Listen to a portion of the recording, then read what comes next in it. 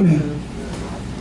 Bom, o medicamento, para que vocês entendam, quando ele é descoberto, a substância matéria, ele vai passar por uma série de etapas. Ele primeiro é testado em animais, depois ele é testado em pessoas sadias, depois em pacientes, tem pesquisa pré-clínica, pesquisa clínica, até que ele chega à comercialização.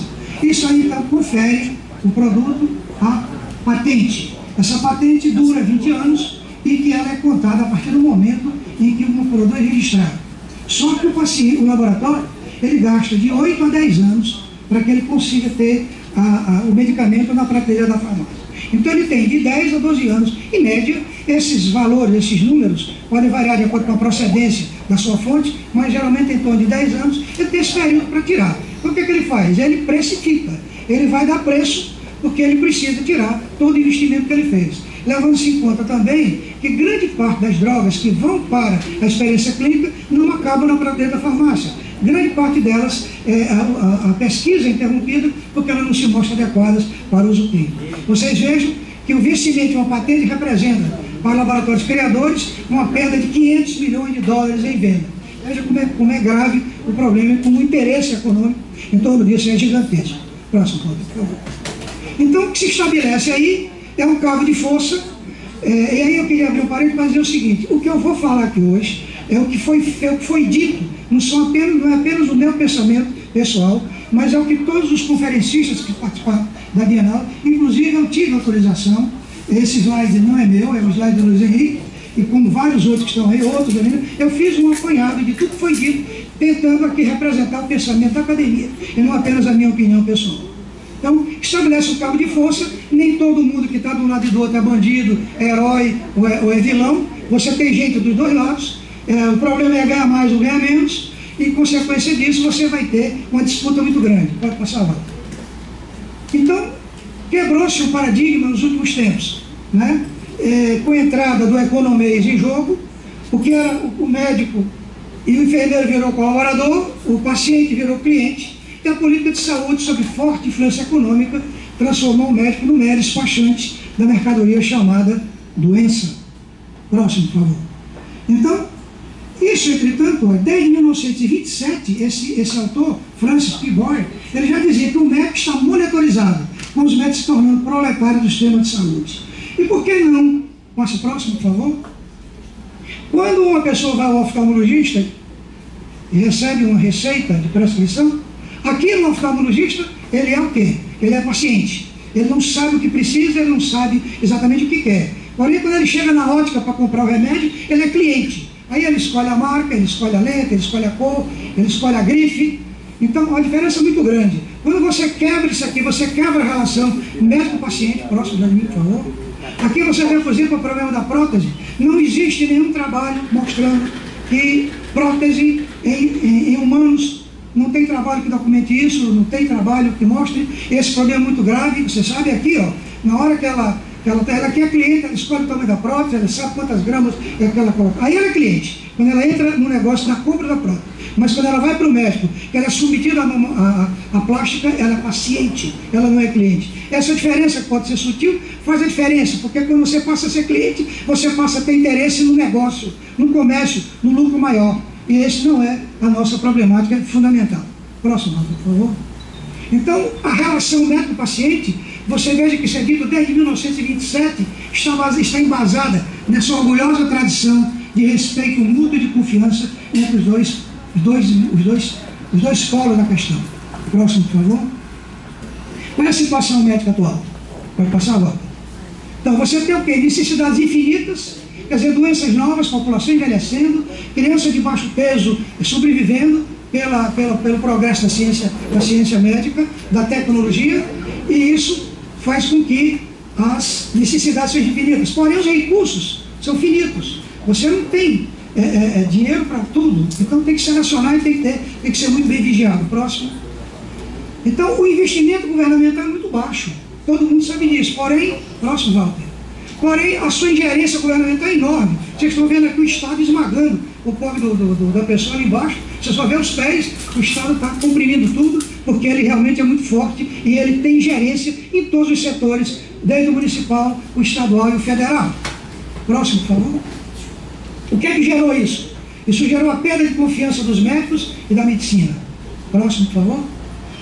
O mundo virou um balcão de negócio, né? Porque o cliente leva isso. O lobby da indústria de medicamentos médicos, o lobby da indústria farmacêutica, o lobby da mídia, com a expectativa de atendimento do serviço público, que é como os governos fazem, criam hospitais, não tem recursos humanos. Você pega um hospital que o Estado inaugurou aqui como Hospital Geral, que ainda hoje tem 10 leitos de UTI, que não funcionam, tem 6 leitos da UTI de adulto, 10 na UTI, tem várias salas cirúrgicas fechadas, e o governo estimulando o nosso usuário a procurar o hospital, se entretanto, ele por exemplo, expectativa de atendimento potencial rende, isso tem rendimento eleitoral. Cultura de medicalização excessiva, cultura de solicitação de exames complementares, isso aqui tem muito a ver com os planos de saúde, que paga muito mal o médico para sobreviver tem que atender 50, 60, 80, 100, eu já tive um colega que disse que atendeu 101 doentes em 4 horas, isso está 2 minutos e pouco para o paciente. Eu acho que nem uma dondoca daí aceita que o seu PET seja atendido nesse tempo, né? E isso gera a solicitação de exames, que ele compensa a ausência do profissional com a solicitação de exames que agrada o paciente. Tanto que quando o exame é normal, a decepção é enorme, né? Eles acham que você não sabe o que ele tem, pela quantidade de exame que você pede, ele acha que só o exame é capaz de dar o diagnóstico, né? A supervalorização das especialidades, essa é outra coisa muito perigosa também. Próximo, por favor. Bom, eu vou falar sobre os Estados Unidos pelo poder político, pelo poder econômico e pela influência aterradora que ela exerce sobre o nosso mundo aqui ocidental, né? Sobre toda a América Latina, né? Então vocês vejam o seguinte, a indústria representa um colosso de 200 a 400 bilhões por ano, é muito dinheiro. Eles gastam em marketing, o maior percentual de gasto que eles têm, maior que o lucro, maior do que em pesquisa e desenvolvimento. Tem uma influência ilimitada sobre a Casa Branca e sobre o Congresso. Bush pai foi diretor da Lilly, né? O seu secretário de Estado, Rumsfeld, não sei das quantas lá, ele também foi diretor de outros laboratórios. Que vocês vão ver depois o que eles criam. Nós temos nos Estados Unidos 675 lobistas para 575 parlamentares, dá 1,2 lobista para parlamentar. E 26% deles são ex-parlamentares. Isso foi uma população de 304 milhões, e são dados da doutora Márcia Angel, de 2004. Nós tentamos trazer a doutora Márcia Angel para a nossa Bienal, mas infelizmente ela não nos respondeu. Próximo, por favor. O que ocorre no Brasil? Primeiro, o lobista no Brasil não é uma profissão regulamentada. E todo mundo sabe quem são os lobistas desse país, né? Nós temos, apesar de uma população menor, de 160 e tantos milhões a menos, nós temos o maior número de parlamentares. Os Estados Unidos tem 535, nós temos 594. Né? E nós sabemos que o aliciamento de metas importantes e figura-chave dos governos exagera em relação à eficácia dos produtos, ou minimização, ou omissão completa dos riscos potenciais, desempenho relevante papel na promoção irracional de droga no terceiro mundo, e isso é de 1982, não é novo. Isso já vem de muito tempo. Próximo, por favor. Bom, o que aconteceu? O que a indústria fez comprando o Congresso americano?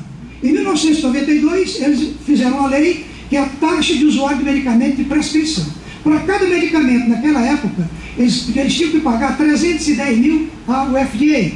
E em 2002, 576 mil. Isso resultou numa taxa total de 260 milhões de anos. Quais foram as consequências disso? Eles passaram a aprovar, eles passaram a interferir na aprovação dos medicamentos, né? Eles inclusive criaram uma lei que eles chamavam de Fast Track, quer dizer, uma aprovação em 6 meses, né? Para poder o remédio ir para o prazer, sob o argumento de que era uma droga essencial para tratar doenças até o momento de tratamento complicado. Isso deu uma contratação imediata de 1.000 novos funcionários para o FDA, com a previsão de mais 500 em 2002, mais da metade envolvida, né, para a aprovação dessa lei. O FDA então passou a participar da folha de pagamento da indústria, que era regulamento, quer dizer, passou a ser pago pelos laboratórios. Na década seguinte, retirada do mercado de 13 medicamentos após centenas de mortes. Isto é nos Estados Unidos, isso não é no Brasil. Isso é em país que se diz sério, né? A aprovação é rápida, porém a retirada do mercado é lenta. Isso gera um problema.